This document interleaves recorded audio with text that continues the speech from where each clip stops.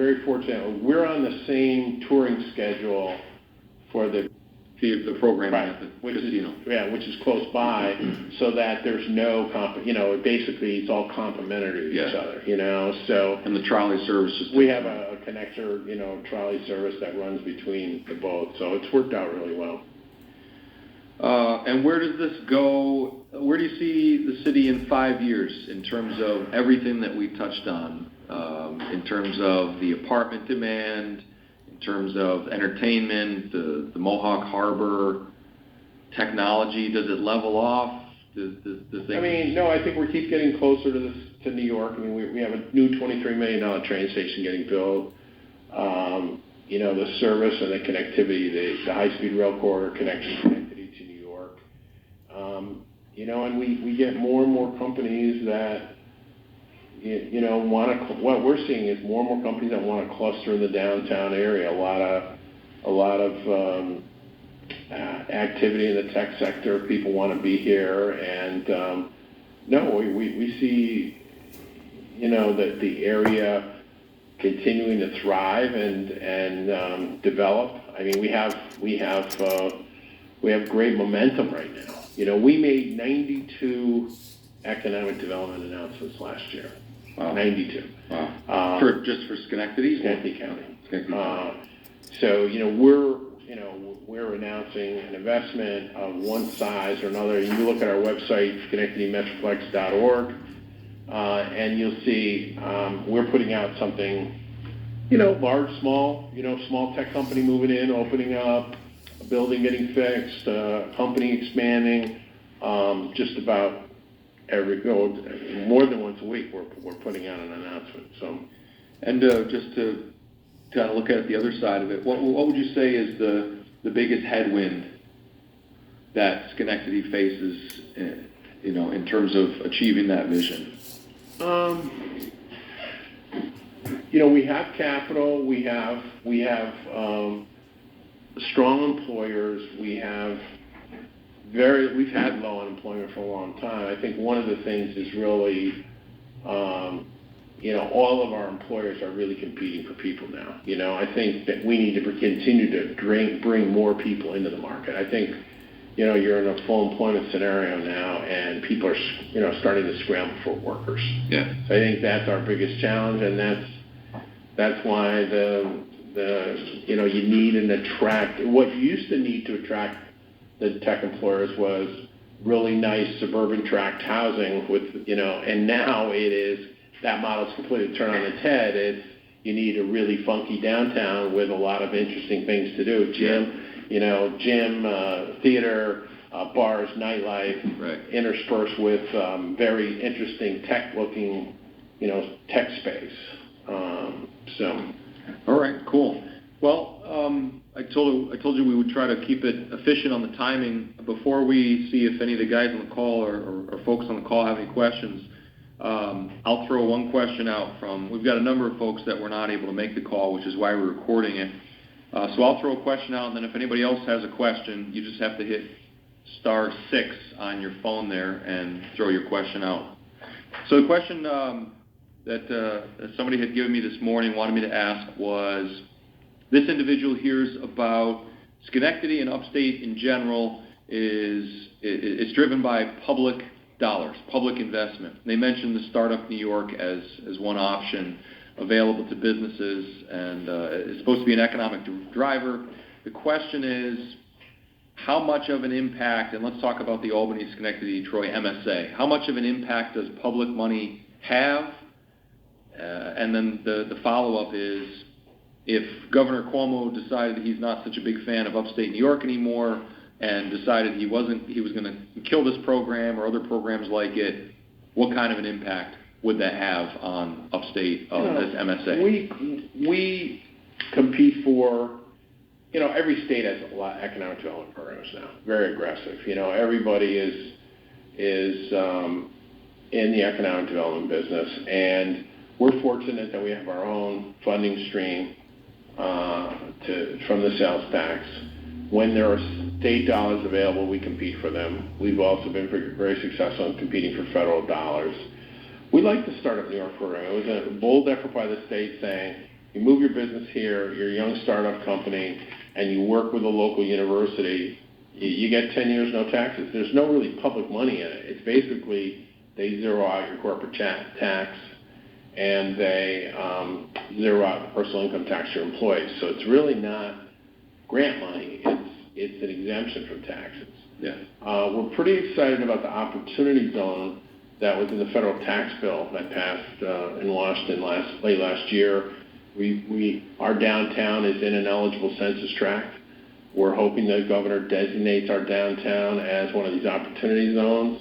And these opportunity zones, if you haven't heard about this program, I think there's going to be a lot of investors looking at the benefits because you basically defer capital gains for an extended period of time.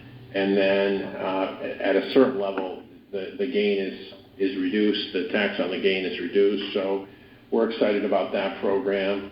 But, we have probably 10 tech companies that have come in because of startup. Yeah. And it's been a nice little program for us. So the Opportunity Zone is a federal program? Yes. But the Governor Cuomo for New York State? Every state, in fact, if all of you that are, anyone that's listening is involved in real estate, every governor has till April to designate 25% of qualified census tracts for this new program. And so by the end of April, you'll be able to know what census tracts are in this program. And if you make an investment deal in those areas, there's going to be substantial tax benefits for investors. So it's certainly something to look at. We're fortunate because most of these areas are areas where there are not a lot of investment opportunities. We believe that the core area of our downtown will be included in the zone. Yeah. So we'll be very fortunate, as well as our waterfront site. Oh, the waterfront. That would have a big impact there. Yeah. So just back to the heart of the question, as far as what's happening in the MSA here, if Startup New York goes away, or is the answer that there'll always be programs? I guess the heart of the question is, how much of what's happening here is happening because of public money versus private investment? Again, we've leveraged $100 million in public money to get $1 billion for private investment. So it's a small share of what we're doing. Most of that went into infrastructure and to fixing the older building stock that we had, the historic building stock that we wanted to save. But excuse me. No, I mean every governor is in the economic development business. So that the programs come and go. We'll look to take advantage of it as we can. But there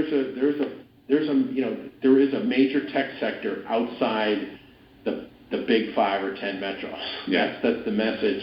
The semiconductor industry is really focused in the Albany metro right now. Yeah. The Albany, Schenectady, Troy, Saratoga metro. I mean, that's probably a shocking claim, but it is true. Yeah. I mean, you have a major,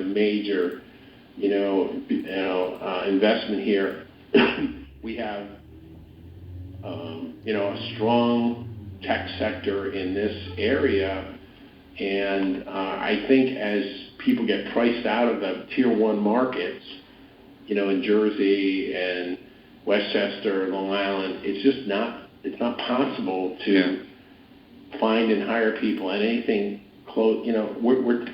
We have great wage growth here, but it's just not affordable. It's not the same, yeah. It's not affordable. And just for folks that are not local, the proximity, if somebody's living in downtown Schenectady, how far is the drive to the nanotechnology school or Global Foundries chip fab? The nice thing, we're still a mile-a-minute commute here, which is rare in a larger metro. So everything's reachable within 30 minutes.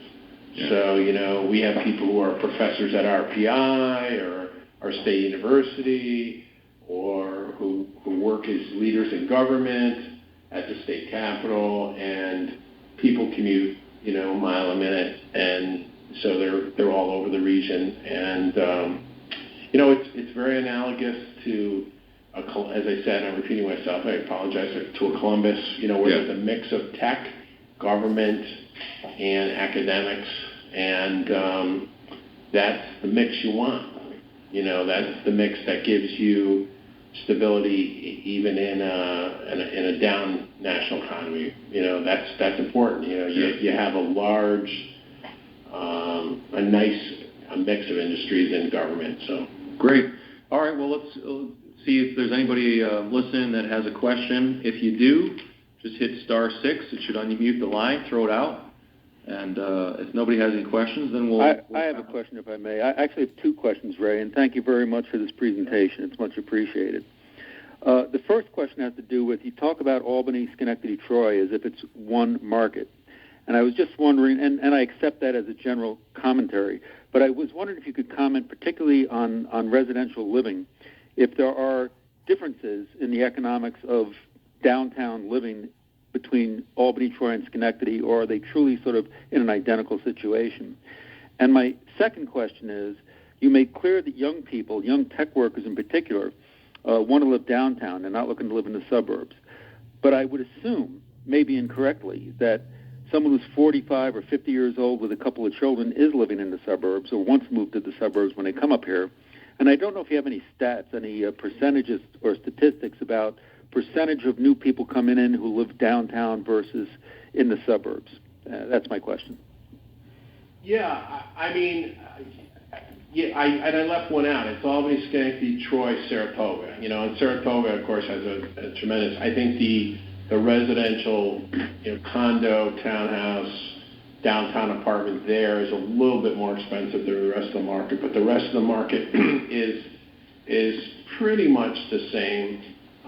Troy and Schenectady are seen as hotter than downtown Albany right now by quite a margin. So I think they're relatively the same. The 3 cities all intersect with each other, so it is like the megalopolis that I talked about from Washington to Boston, the Albany, Schenectady, Saratoga, Troy metro, basically connects with each other. We have I didn't mean to.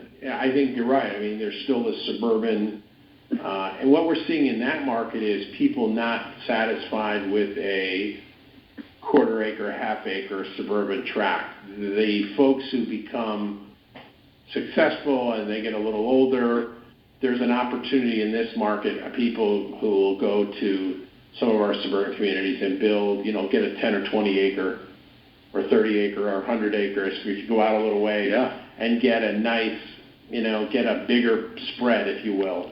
So I think you see that.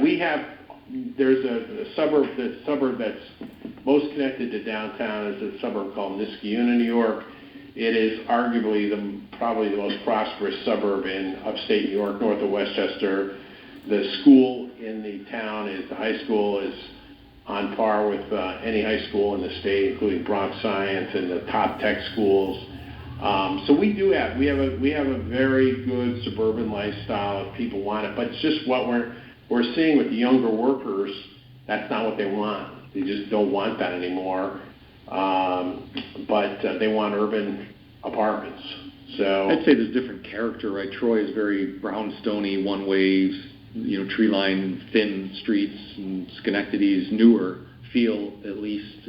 Yeah, we have a Stockade neighborhood that was the first historic district in New York State that has kind of the Georgetown feel without the commercial parts of Georgetown. And I lived in Washington for 5 years, so I know that pretty well. But we have an interesting mix, of some new products, some rehabs. But I just keep coming back to this. What we see is for these young folks who are coming out of school or changing careers in tech, they want a turnkey apartment, no fuss, no muss. Do you see any empty nesters in the downtown? Yeah, we do see that too. We do. And the other thing we're told by the developers and the landlords downtown is that their hit rate on leasing apartments is very high. Like we just built a development right near the theater. We put a very leading edge pharmaceutical company in the first floor. They've been involved with 8 of the 10 new antibiotics that have hit the market. This company would touch those 8 of the 10 products. And then we built 40 units above, and they leased out almost immediately. And, the hit rate, the number of people who call and the number versus, the number of, times they lease it is very high. Basically, people are on the internet checking out the product. they're in Boston, they need to start work at Global Foundries Tuesday, and they said, look, I'm coming, sign me up. So that's an interesting trend. But the suburban stuff we're starting, what's cool is you see a lot more. There's also an opportunity here to have a 50 or 100 acres or more, within an hour radius. And some people are looking at that far. If that, yeah. I mean, you have people moving to our suburban towns that are more rural, that they want to spread out. Yeah. All right. Does that answer the question? Yes, thank you. Yeah. All right.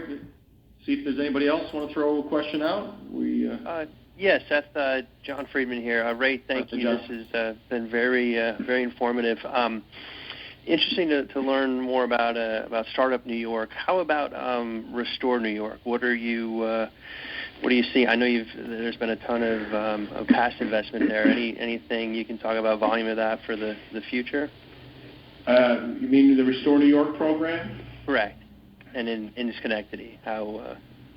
Yeah, the Restore New York program has had 4 rounds of funding. We won funding all 4 rounds.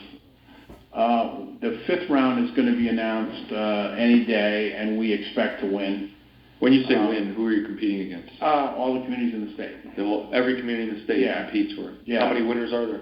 I don't know the answer. Right, more than one. But no, yeah, more than one. But it's not. I don't think we're a very small group that has won every round, and we've used that to build a lot of projects. It's a great program. I mean, the winners will be announced shortly. We expect any week now. But you'd be crazy not to go after this money if it's there, right? I mean, the governor has regional councils that award, $100 million in funding. We're gonna go after the money. And what we do, it's just another source of equity. It goes into the equity, the capital stack, and all of a sudden you got a government grant or something in there with the pilot. It helps reassure the private investors like you folks, that it's a piece of the puzzle. So. Yeah, absolutely. No, it's very encouraging, and good luck over the next week. Thanks. All right. Anybody else want to throw anything out? No? All right. Ray, thank you so much for taking the time. We appreciate it. A lot happened in the city, a lot coming, and we're excited to be a part of it. Great. We appreciate your investment. Great. Thank you. Thanks everybody for jumping on.